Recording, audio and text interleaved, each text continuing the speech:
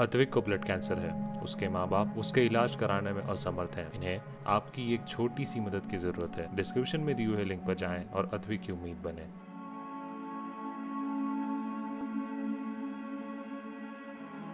मनमानी नहीं होनी चाहिए। सबसे राय करके जो समर्पित कार्य करता है पार्टी का, उसको ही टिकट देना चाहिए। यहाँ मेरी मान्यता है कि संगठन से गलती हुई है, जिसका परिणाम आज पार्टी को भुगतना पड़ रहा है। अपोजिशन के लीडर भी रही है, प्रदेश के अध्यक्ष भी रही है, तो उनको पूरे राज्य की जानकारी है। तो मिलजुल के काम करने की जो स्थिति होनी चाहिए वो ज़मीन पर दिखाई नहीं दे रही, जिसके कारण ऐसा लगता है कि पार्टी बटी हुई है। सचिन पायलट दिल्ली के चक्कर निकाल रहे हैं, आपस में लड़ रहे हैं, जनता की चिंता नहीं है। और लड़ाई भी कोरोना के बीच में कर रहे हैं, जब कोरोना पीक है, तो वो साफ सुथरे नहीं है। राजस्थान की जनता त्रस्त है। राजस्थान में कांग्रेस और बीजेपी कमोबेश एक जैसे हालात से गुजर रहे हैं। कांग्रेस में झगड़ा सड़क पर है, बीजेपी में घर के अंदर है। हमारे साथ हैं बीजेपी के वरिष्ठ नेता और राज्यसभा सांसद डॉक्टर कृष्णलाल मीणा। उनसे बातचीत करते हैं। सर, जिस तरह से सीडी आई है और कांग्रेस ने दिल्ली में हमला बोला है, पवन खेड़ा ने प्रेस कॉन्फ्रेंस करके बताया है कि बीजेपी और संघ का यह चरित्र है, इसमें संघ के नेता भी शामिल हैं और बीजेपी के नेता भी। देखो, संघ का सांस्कृतिक राष्ट्रवाद की भावना पैदा करने वाला संगठन है और वो गंगा की तरह पवित्र है। संघ के प्रचारक पर भ्रष्टाचार के आरोप आज तक इतिहास में कभी लगे नहीं। वो अपना सब घर बार छोड़कर पूरी तरह से समाज और राष्ट्र की सेवा में लगे रहते हैं। इसलिए मैं उनको जब तक ठीक से जांच नहीं हो जाए तब तक मैं उन आरोपों को सही मानता नहीं। लेकिन जिस ढंग से के चार्जेस मेयर पे, मेयर के पति पर या बाकी के दूसरे भाजपा के नेताओं पर लग रहे हैं, तो वो काफ़ी दुखद हैं, गंभीर हैं और एसीबी उसकी जांच करेगी। देश में कानून का राज है, तो जो भी दोषी होगा उसके खिलाफ कानून काम करेगा। सौम्या गुजर को मेयर बनाया गया और हटाया गया, इस मसले पर बीजेपी पूरी तरह से बटी हुई नजर आई। कहा जा रहा है कि कुछ रिपोर्टें भी भेजी गई है किस तरह से बीजेपी के जो नेता हैं वो इसमें शामिल रहे हटाने में। नहीं, बीजेपी का तो कोई हटाने में कोई रोल नहीं है। वो तो कोई इंसिडेंस था कि वो ग्रेटर निगम के सीईओ को बुलाया, उनके साथ जिस ढंग का व्यवहार बताया गया ऐसा हुआ। इसमें कोई प्लान योजना नहीं थी और उसके कारण वो निलंबित हो गए। पर जब मनमानी की जाती है, जिसे मैं कहता हूँ टिकट वितरण में मनमानी की जाती है, एमएलएज को नहीं सुना जाता या फीडबैक प्रॉपर नहीं लिया जाता संगठन का जो ज़मीन से जुड़े हुए कार्यकर्ता हैं, और उस मनमानी के परिणाम के कारण जब ऐसे लोग मेरे या पदों पर पहुंच जाते हैं, तो उसके कारण ये स्थिति बनती है कि जो जयपुर में बनी तीनों एमएलए साथ नहीं लगे।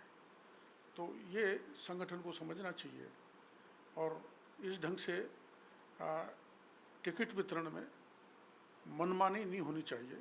सबसे राय करके जो समर्पित कार्य करता है पार्टी का, उसको ही टिकट देना चाहिए। यहाँ मेरी मान्यता है कि संगठन से गलती हुई है, जिसका परिणाम आज पार्टी को भुगतना पड़ रहा है। अब वो लगता है कि सीडी से बड़ा धक्का लगा इमेज को, और बहुत सारे बीजेपी के नेता तो सामने नहीं आए कई दिनों तक बोलने के लिए।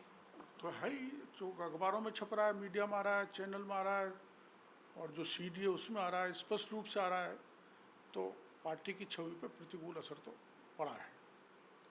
पार्टी के कामकाज को लेकर भी कहा जा रहा है कि पार्टी अलग अलग धड़ों में बटी है। बहुत सारे मुख्यमंत्री के उम्मीदवार हो गए हैं यहाँ पर। वसुंधरा राजे जिस तरह से अपने आप को नेपथ्य में रखे हुए हैं, कुछ नेताओं का रोज़ बयान छपता है कि बीजेपी ही वसुंधरा, वसुंधरा ही बीजेपी। तो ऐसा बिखराव क्यों दिख रहा है पार्टी में? हमारे पार्टी में बीजेपी में व्यक्ति नहीं चलता, विचार चलता है।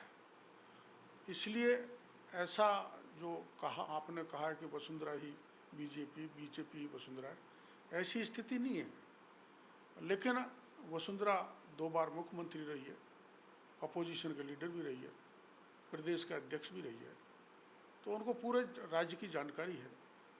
तो मिलजुल के काम करने की जो स्थिति होनी चाहिए वो ज़मीन पर दिखाई नहीं दे रही, जिसके कारण ऐसा लगता है कि पार्टी बटी हुई है। और पार्टी बटी हुई नहीं है। मिलजुल कर एक राय होकर काम होगा, ऐसा दृश्य दिख नहीं रहा। संगठन की तरफ से ऐसा कदम उठेगा जब ये राय बदल जाएगी, जो आप कह रहे हो। कांग्रेस मान के चल रही है कि जिस तरह से बीजेपी में बिखराव है और सेंटर के खिलाफ एक गुस्सा है, हमारे लिए एक मौका है कि हम सरकार रिपीट करें। आप जनता के बीच रहते हैं, क्या माहौल है?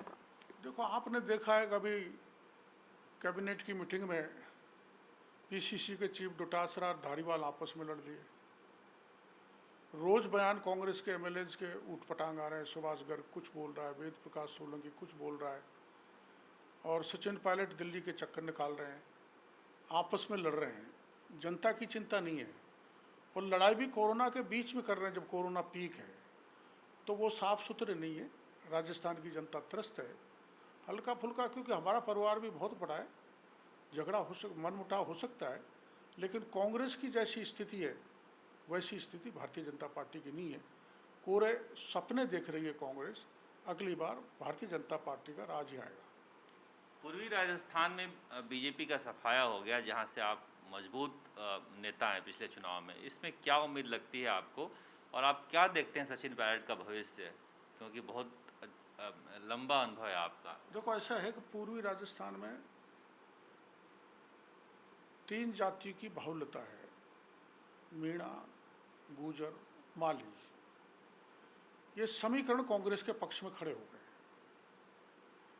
और इस कारण हमारे पूर्वी राजस्थान के 8-10 जिलों में कांग्रेस 95% सीटें ले गई। सबसे ज़्यादा हालत खराब रही तो हमारे क्षेत्र में रही, इसलिए कि समीकरण दो व्यक्ति कांग्रेस के मुख्यमंत्री के रूप में थे, अशोक गहलोत और सचिन पायलट, और इस कारण से उनके प्रबल समीकरण हो गए। और पूरे पूर्वी राजस्थान की, जैसे सवाई माधोपुर में सब सीट कांग्रेस की आ गई, दौसा में बीजेपी एक सीट पर नहीं आई, इसमें करौली में नहीं आई, इस ढंग से कोई अलवर में भी आई तो 1-2 सीट आई। सारा ईस्टर्न राजस्थान घाट की गुण से लेकर धौलपुर तक साफ हो गया। पर जिस ढंग का बहुमत पूर्वी राजस्थान ने कांग्रेस को दिया है, उस पूर्वी राजस्थान के लिए गहलोत सरकार ने कुछ नहीं किया। हाँ, देखा जा रहा है सबसे पिछड़ा इलाका वही है, और राजनीतिक रूप से भी कोई प्रतिनिधित्व नहीं है।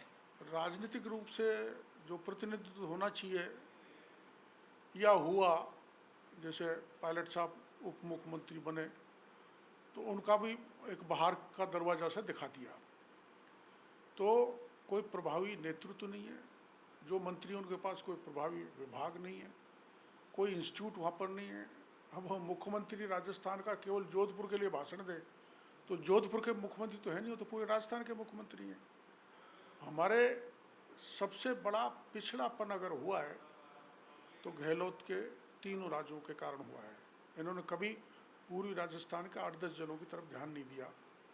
हमारे इन जिलों की एक योजना केंद्र में लंबित है, eastern Rajasthan canal project, ERCP, पूर्वी राजस्थान नहर परियोजना। ये वो कहते हैं कि 25 के 25 सांसद दिए हैं और केंद्र से एक योजना ही नहीं लेके आ पा रहे हैं। नहीं, 25 के 25 सांसद दिए हैं, लेकिन ये चंबल है, इसमें इंटरस्टेट एग्रीमेंट जरूरी है।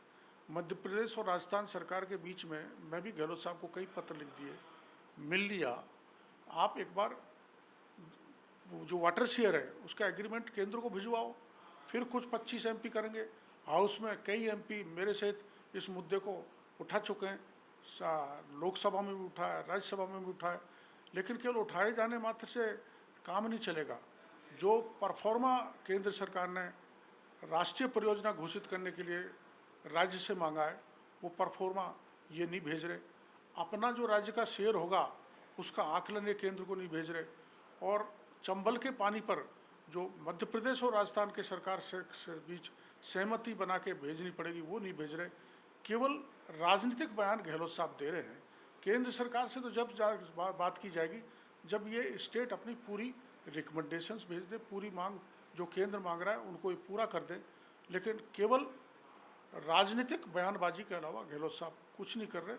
पूर्वी राजस्थान बड़ा त्रस्त है, बड़ा परेशान है, राजनीतिक दृष्टि से भी, विकास की दृष्टि से भी, शैक्षणिक या मेडिकल इंस्टीट्यूट की दृष्टि से भी और पानी की दृष्टि से।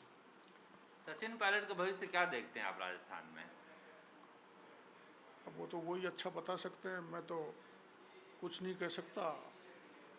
वो एक उप मुख्यमंत्री रहे हैं, बड़े हैसियत वाले आदमी हैं, वो तो वही उनकी दिशा तय करें। लेकिन इतनी घुटन वो महसूस कर रहे हैं कांग्रेस में, मैं महसूस कर सकता हूँ कि 3 दिन तक दिल्ली चक्कर निकालें, 50-50 फ़ोन 10 जनपद पर करें, प्रियंका जी को करें, राहुल जी को करें, और वो मिले नहीं। उनकी बात तो सुनो, निराश होकर लौट आए।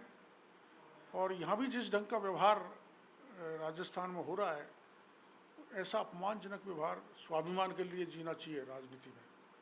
इतना अपमान सचिन पायलट को नहीं स्वीकार करना चाहिए, ऐसी मेरी मान्यता है। क्या करें? क्या तो वही तय करें, बुद्धिमान आदमी है, उनको कोई नई दिशा तय करनी चाहिए, क्योंकि यहाँ मेरे को कोई भविष्य उनको सुंदर नहीं लग रहा गहलोत साहब के रहते हुए। तीसरी पार्टी आप बना चुके हैं, आपके एक साथी हनुमान बेनीवाल भी बनाकर घूम रहे हैं। क्या आपको लगता है कोई जगह है? वो तो अक्सर कहते हैं कि अगर डॉक्टर साहब साथ दिए होते तो मैं खड़ा हो गया होता। तीसरी पार्टी जब मैंने बनाई थी, जब अंडर करंट था मोदी जी का बड़ा भयंकर, और बनाई थी, उसमें भी हम 4.5% वोट ले गए, और 2-2.5% वोटों पर सत्ता बदल जाती है। लेकिन उस समय अगर राज्य के हर कोने से ढंग के लोग होते तो कुछ स्थिति बदलती। और मैंने तो मजबूरी में बनाई थी, मेरे को तो बिना कारण पार्टी ने बाहर निकाल दिया, तो कोई अनुशासनहीनता भी नहीं की। बिल्कुल डट के पार्टी के लिए 40 साल से काम कर रहा हूँ, निकाल दी तो मेरी मजबूरी थी पार्टी बनाऊँ, और राजनीति में जिंदा रहने के लिए मैंने पार्टी बनाई। हम 4 MLA चले गए, मैं निर्दलीय लोकसभा में भी पहुँच गया। पर यहाँ राजस्थान की जनता का सोच बाईपोलर है, या तो कांग्रेस या बीजेपी। कोई तीसरी पार्टी का स्कोप जब ही हो सकता है जब राजस्थान से चारों तरफ अच्छे जातीय समीकरण के साथ, सोशल इंजीनियरिंग के साथ कुछ दिग्गज नेता इकट्ठे हों। हनुमान बेनीवाल बहुत मेहनत कर रहे हैं। हाँ, कर रहे हैं, उनको शुभकामनाएं मेरी तरफ से, मेहनत कर। कुछ हो पाएगा उनका? अब मैं उनके बारे में कुछ नहीं कहना चाहता, लेकिन मेरे को तो निराशा हाथ मिली। डॉक्टर साहब कह रहे हैं कि जिस तरह से बीजेपी को नगर निगम के मामले में पाक साफ होना चाहिए था, वह दिखाई नहीं दे रही है, जिसकी वजह से पार्टी को खामियाजा उठाना पड़ा है। और अब भी वक्त है कि संगठन सबको साथ लेकर चले। मौका है, कांग्रेस के खिलाफ एक माहौल है, अगर सब साथ लेकर चलें तो कांग्रेस को हराया जा सकता है। कैमरा चेतन के साथ शरद कुमार, जयपुर।